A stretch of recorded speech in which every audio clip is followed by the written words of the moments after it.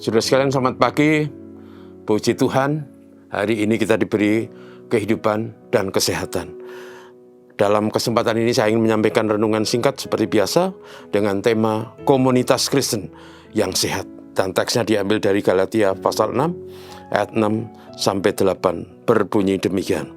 Dan baiklah dia yang menerima pengajaran dalam firman membagi sesuatu yang ada padanya dengan orang yang memberikan pengajaran itu.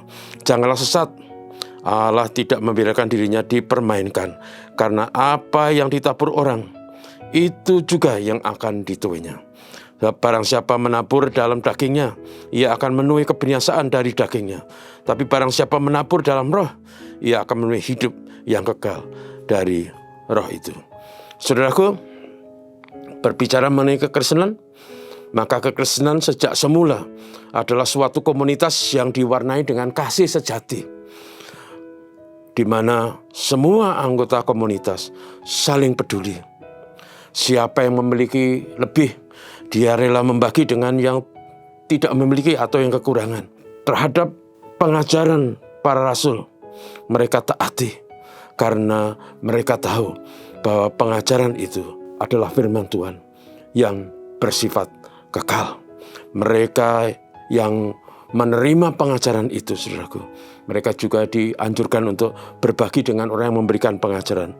Mungkin makanan, mungkin pakaian yang pada zaman itu, pakaian adalah sesuatu yang amat mahal, tidak seperti di zaman kita sekarang. Prinsip yang kita baca tadi adalah apa yang namanya tabur tuai. Orang yang menabur dalam dagingnya, artinya hidupnya dihabiskan hanya untuk memuaskan hawa nafsu, mengejar kesenangan tanpa etika, mengejar harta dengan menindas sesama, serta mengabaikan hukum dan ketertiban. Maka dia akan menuai kebinasaan, membayar harga yang mahal. Saudaraku, kalaupun Tuhan mengampuni dosa kita, kadangkala dosa yang kita lakukan itu, yang kita lakukan untuk memuaskan daging kita itu, masih ada konsekuensinya, masih ada dampaknya. Saya ingat kisah Raja Daud yang satu kali dia berzina, dan setelah perzinahan itu kemudian dia merancang sampai akhirnya suami wanita yang dizinai itu dibunuh. Akhirnya Daud ditegur oleh Nabi Nathan, kemudian Daud mohon ampun, Tuhan pulihkan, tetapi firman Tuhan tetap digenapi. Tuhan katakan bahwa karena dosanya itu, maka dampak buruknya adalah pedang tidak akan pergi dari keturunannya. 2 Samuel 12 ayat 19. Bahkan ada tragedi-tragedi memalukan di dalam keluarganya. Saudaraku, tabur tuai itu alkitabiah. Pengkhotbah pasal 11 ayat 1 berkata, lemparkanlah rotimu ke air, maka engkau akan mendapatnya kembali lama setelah itu.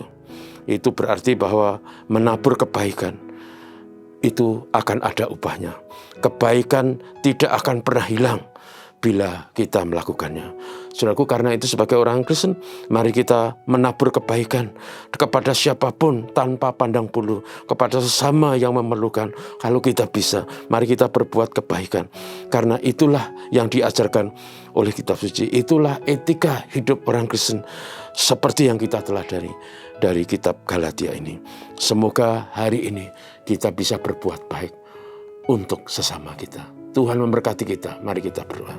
Terpujilah nama-Mu Tuhan yang memberi hidup dan rahmat bagi kami semua. Terima kasih untuk kesehatan, terima kasih untuk anugerah pemeliharaan, terima kasih untuk penyertaan dan perlindungan.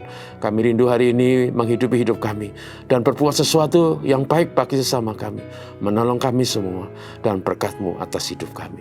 Terpujilah nama Tuhan, penolong kami sekalian. Haleluya. Amin. Selamat pagi saudaraku, Tuhan berkati.